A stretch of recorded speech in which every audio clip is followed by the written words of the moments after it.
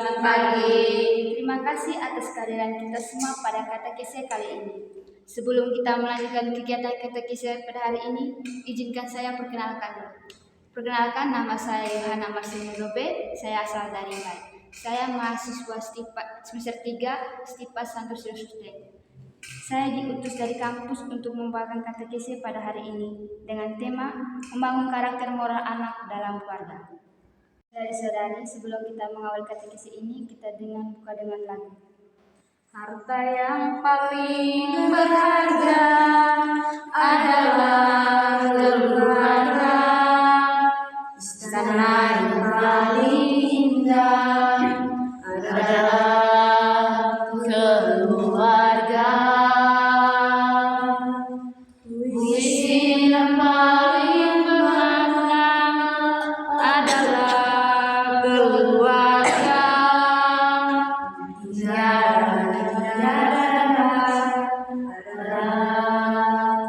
Keluarga. Selamat pagi Abang, selamat pagi Abang. Mentari pagi ini bersinar indah. Terima kasih Abang, terima kasih Abang. Untuk kami perkasa putra putrimu yang siap berbakti. Tuhan yang Maha Baik, kami bersyukur atas karunia anak-anak yang Engkau percayakan kepada kami. Mereka adalah berkat yang indah yang dititipkan dari-Mu. Kami mohon bimbingan-Mu ya Tuhan dalam mendidik mereka dengan kasih, kesabaran, dan hikmat.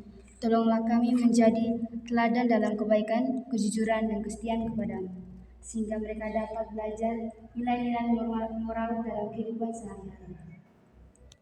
Saudari, sebelum kita mulai, saya minta teman Jaisa untuk membantu saya dalam membaca kisah berikut. Sepiring nasi untuk ayah.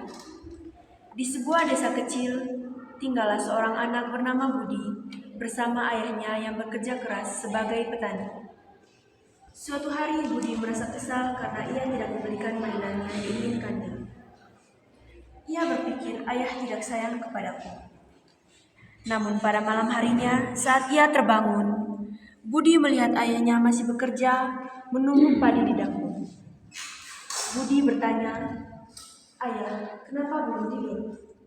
Ayah tersenyum lelah dan berkata, "Supaya besok kamu bisa makan nasi yang enak, Nak." Budi terdiam. Ia menyadari betapa besar pengorbanan ayahnya. Sejak malam itu, Budi mulai membantu ayahnya di sawah dan selalu mengucapkan terima kasih setiap kali ayah selesai bekerja.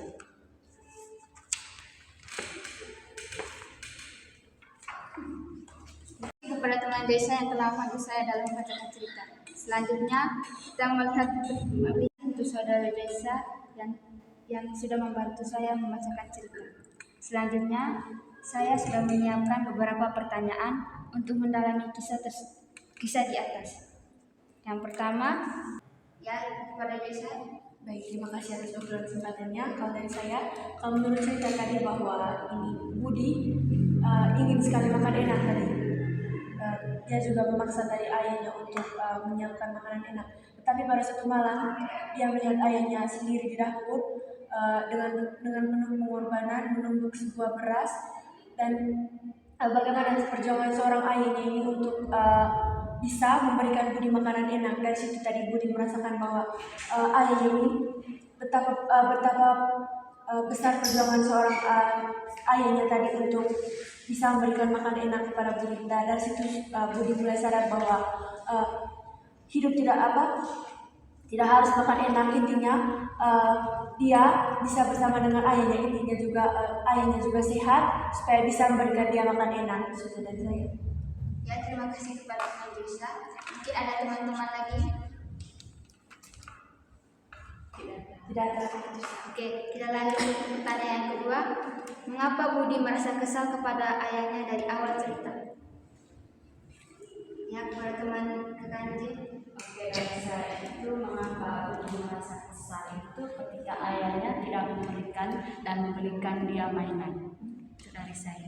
kasih Kakak Anjel. Mungkin ada lagi? Sama. Ya, kita lanjut ke pertanyaan ketiga.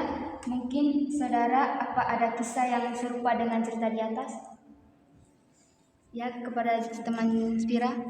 Saya sedikit ada pengalaman. Mungkin pengalaman ini tidak terlalu semirip atau serupa dengan cerita yang teman ini apa tadi.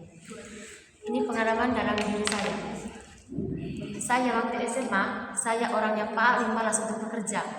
Saya hanya makan, tidur, makan. Setiap pulang sekolah, saya kerjanya saya itu makan saja. Habis makan, tidur, bangun itu mandi, makan lagi. Itu saja kerjanya saya. Kerja pokoknya saya itu pas SMA itu saja.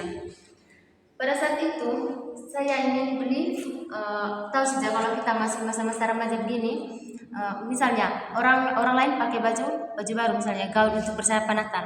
Pokoknya saya juga harus beli yang serupa dengan mereka. Itu saya dulu.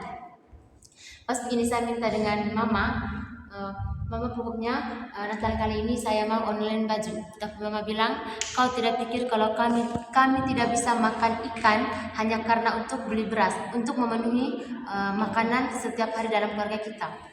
Tapi kau yang paling sombong dalam keluarga kita, seenaknya saja kau minta untuk beli itu, beli ini. Kalau kau tidak, misalnya kalau kami tidak kabulkan kau punya permintaan, pasti kau ancam untuk bunuh diri. Begitu saya dulu, ancam untuk bunuh diri, kasih pecah HP, apa saja yang ada dalam rumah kalau tidak penuhi apa yang saya inginkan. Pada waktu itu, saya punya bapak yang lagi, pada saat itu saya punya bapak, istilah Manggaranya lagi sikat haju. Pada saat itu dia langsung nangis. Dia lempar itu parang, dia bilang, kau sombong sekali. Saya punya anak, mungkin kau yang paling sombong. Karena apa? Kerjaannya kau hanya makan, tidur. Kau tidak pernah membantu kami. Kau tidak tahu bagaimana sengsaranya kami untuk mencari nafkah buat kalian. Tapi kau seenaknya minta untuk beli ini harus, pokoknya satu kali minta harus langsung jadi. Kalau tidak, kau ancam untuk bunuh diri, kau kasih pecah HP atau apa yang lain. Saya punya bapak nangis. Setelah itu juga setelah dipikir-pikir, saya juga langsung nangis begini. Benar, saya hanya kerjaannya saya itu makan tidur. Saya tidak pernah peduli kalau dalam keluarga kami itu untuk mendapatkan tusuk nasi saja sangat susah. Tapi saya tidak pernah pikir itu. Pada waktu itu juga saya langsung peluk bapak dan mama. Saya minta maaf karena saya terlalu egois dalam keluarga. Saya tidak pernah memikirkan kebahagiaan mereka karena saya selalu memikirkan kebahagiaan saya sendiri. Terima kasih kepada teman-teman yang telah memberikan jawaban dan teman Fira yang telah menceritakan pengalamannya. Jawaban dari teman-teman semua. Berfokus pada pengorbanan seorang ayah yang bekerja keras demi kebaikan anaknya serta kesadaran anak akan pentingnya menghargai usaha dan cerita orang tua. Inspirasi dari kitab suci. Bacaan dari kitab Amsal. Orang yang dusta bibirnya adalah kekejian bagi Tuhan, tetapi orang yang berlaku setia dikenakannya. Demikianlah sabda Tuhan. Syukur kepada Allah. Kepada saudari Cinta yang telah membaca kitab suci. Selanjutnya kita mendalami kitab suci dengan saya sudah menyiapkan beberapa pertanyaan. Yang pertama, saudari, setelah kita mendengar bersama sabda Tuhan yang barusan kita dengar, bagian mana ayat yang menarik dan menyentuh hati saudara-saudari, dan berikanlah alat mengapa akan saudari memilih ayat tersebut. Ya, kepada saudari Anjel. Oke, dari saya itu ayat yang menarik itu seluruh ayat yang sudah dibacakan oleh saudari Intan, di mana ayat itu menurut saya itu terutama mengajarkan saya itu bahwa kata-kata yang kita ucapkan kata-kata negatif itu tidak baik. Nah, dan juga kata-kata yang tidak baik itu tidak diperbolehkan oleh Tuhan. Yang Tuhan senang itu ketika kita itu mengucapkan sesuatu atau mengeluarkan kata-kata kepada orang lain itu, yaitu kata-kata yang positif dan menyenangkan hati orang lain. Itu dari saya. Terima kasih kepada saudara Anjel. Mungkin ada lagi teman-teman? Ya, kepada saudari Elga. Ya, dari saya semua ayat tadi menarik seperti yang telah dibicarakan oleh Saudara Intan. Mengapa saya katakan ayat tadi menarik? Karena saya merasa dari ayat tersebut kita sebagai seorang anak itu harus mampu bersyukur atas apa yang telah diberikan oleh orang tua dan tidak boleh memaksakan kehendak orang tua. Dan Tuhan juga tidak menginginkan seorang anak yang berdusta atau pembangkang dengan orang tuanya, atau apalagi yang yang setiap harinya tidak mengikuti atau menuruti perintah-perintah dari orang tuanya, atau lebih tepatnya pembangkang. Ya, terima kasih kepada Saudari Elga. Selanjutnya ke pertanyaan kedua. Saudari, setelah kita mendengar bersama sabda Tuhan yang barusan kita dengar tadi, apa makna yang kita dapat dalam kitab suci tersebut?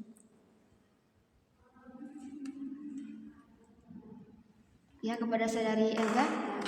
Maknanya dari bacaan tadi yang dimana kita harus lebih patuh kepada orang tua, habis itu menghormati orang tua dan bersyukur dengan apa yang diberikan oleh orang tua, karena mereka mendapatkan segala sesuatu itu tidak dengan gampang, tidak segampang membalikan telapak tangan, tapi semuanya itu berjuang dengan susah payah demi membahagiakan kehidupan kita.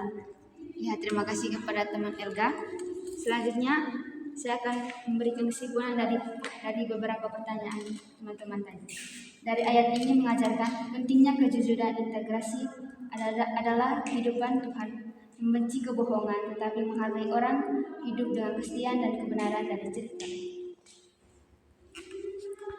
Untuk mendalami tema katekisi kita pada hari ini, saya menyiapkan beberapa tawaran aksi konkret atau tindakan lanjut. Yang pertama, apa yang bisa kita buat untuk membangun karakter moral anak dalam keluarga? Ya, kepada Saudari Joysa. Baik, terima kasih untuk pertanyaan sebenarnya.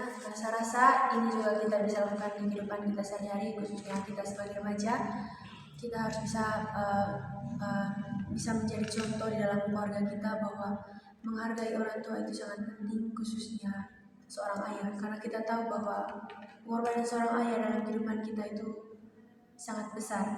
Apalagi kita tahu bersama bahwa ayah adalah tulang punggung keluarga. Maka kita sebagai anak-anaknya juga kita harus mematuhi atau menuruti apa yang dia perintahkan. Terutama kita tidak boleh egois terhadap ayah kita. Kita tidak boleh egois bahwa keinginan kita semua harus diwujudkan, tidak boleh. Saya rasa ini juga kita bisa kita lakukan di kehidupan kita sehari-hari, sehingga kita bisa mewujudkan keluarga yang harmonis, keluarga yang bahagia, dan juga keluarga yang diinginkan oleh Tuhan. Ya, terima kasih kepada teman Joysa. Apakah kita semua setuju dengan aksi konkret dari teman Joysa? Setuju.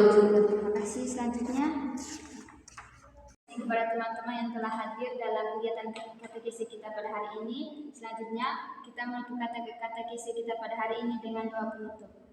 Tuhan yang Maha Kasih, kami bersyukur atas kesempatan yang telah Engkau berikan kepada kami untuk berkumpul bersama dan belajar lebih dalam tentang nilai-nilai moral yang harus kami teladani dalam keluarga.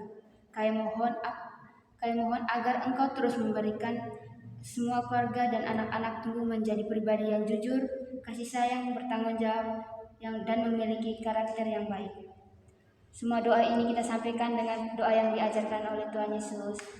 Bapa kami yang ada di surga, dimuliakan namamu, datanglah kerajaanmu, jadilah kehendak-Mu di atas bumi seperti di dalam surga.